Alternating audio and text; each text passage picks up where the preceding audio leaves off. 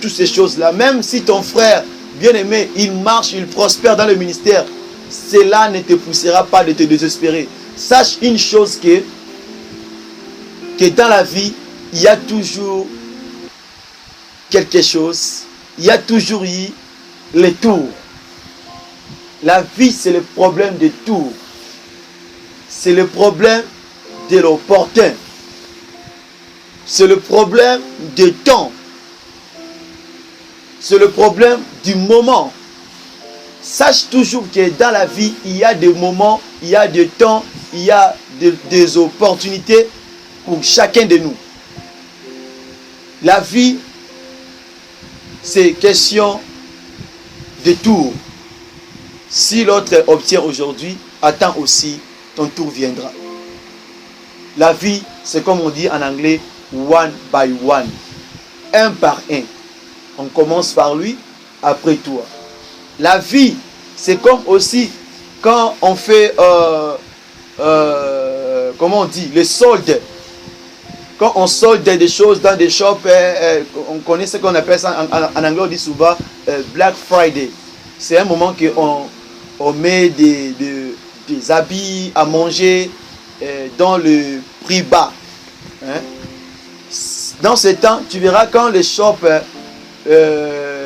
pendant le matin, quand les gens qui travaillent dans les shops viennent pour ouvrir les portes de shop, la porte de shop, je m'excuse, tu verras que quand le monde viendra, ils vont former même, ils vont se mettre dans les rangées. Et pour ne pas créer des désordres, il y aura question de tour. Et pendant les gens qui s'est mis dans les rangées, il y aura maintenant question d'y aller un par un.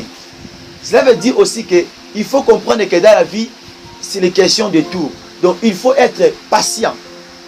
La patience aussi va te payer à la tempérance.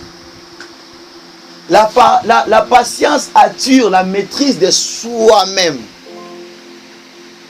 Cela veut dire, même si ils ont parti, ils ont trouvé ce qu'ils cherchaient, cela ne signifie pas que là aussi tout est fini. Non, il y a ton tour. Il y a ton tour. Il y a ton tour. Même si Léa se marie aujourd'hui, sachez bien que demain, c'est le jour de Rachel. Que Dieu vous bénisse. Lisons dans le livre de Hébreux chapitre 13, le verset 5. Ça va nous aider. Il faut le lire. La cinquième des choses, c'est la bonté. Bien aimé, il ne faut jamais oublier le bienfait de quelqu'un. Quand quelqu'un t'a fait du bien, il ne faut jamais l'oublier. Au moment d'un problème, au moment d'un discute, au moment d'un à propos, recule, regarde en arrière. Qu'est-ce que cet homme-là fait pour toi? Qu'est-ce que cette femme-là fait pour toi? Ça va te pousser à ne pas avoir de mauvaises pensées. Ça va te pousser à ne pas tomber dans le blessure intérieur. Ça va te pousser de comprendre, de voir que ce n'est que les tempêtes. Ce n'est que les tempêtes du diable. Amen. Alors que, cher bien-aimé, quand tu as la maîtrise de maîtriser ou bien de comprendre tous ces médicaments que Dieu nous a donnés ce matin, l'amour, la joie, la paix, la bonté, la patience, la bénignité, la douceur, la fidélité, la tempérance, toutes ces choses-là, quand tu le comprends en toi, sache-le bien que tu ne tomberas pas dans les blessures intérieures. Ce sont des choses qui vont te permettre de bien conduire ta vie, qui va te permettre de ne pas trébucher, de ne pas tomber. Amen. À la fin de l'histoire, la maman Anne avait toujours obtenu ce qu'elle cherchait, avait toujours réussi la solution de ce problème. Alors que nous allons finir là, et avant que nous puissions clôturer là, j'aimerais que nous lisons un passage là dans la Bible qui Dieu m'a donné quand je suis entré de vous parler.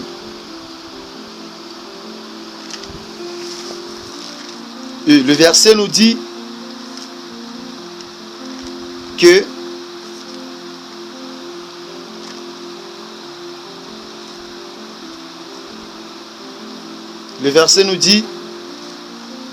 alors nous allons chercher dans le livre des psaumes.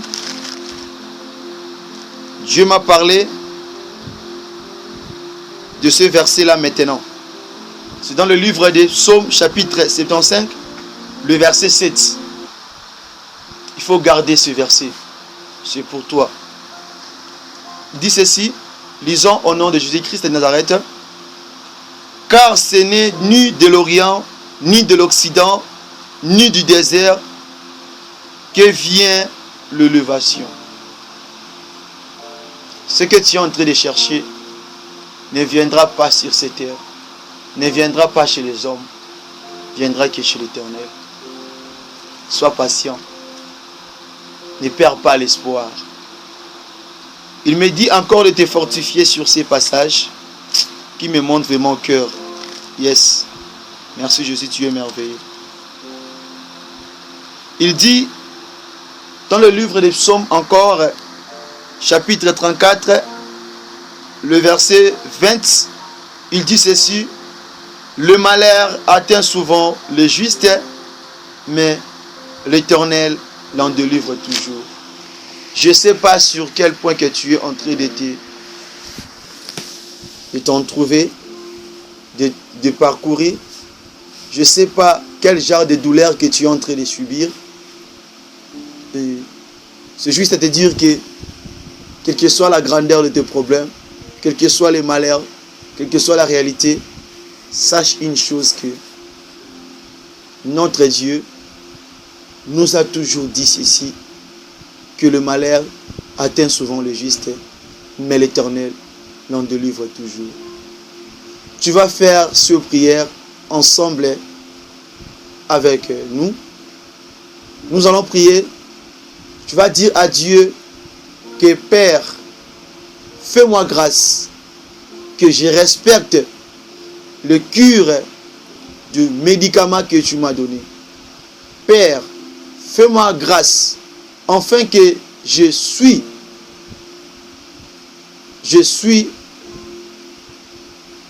le traitement que je suis en train de recevoir chez le médecin, et que j'arrive jusqu'à la fin de ce traitement, afin que je ne sois plus malade.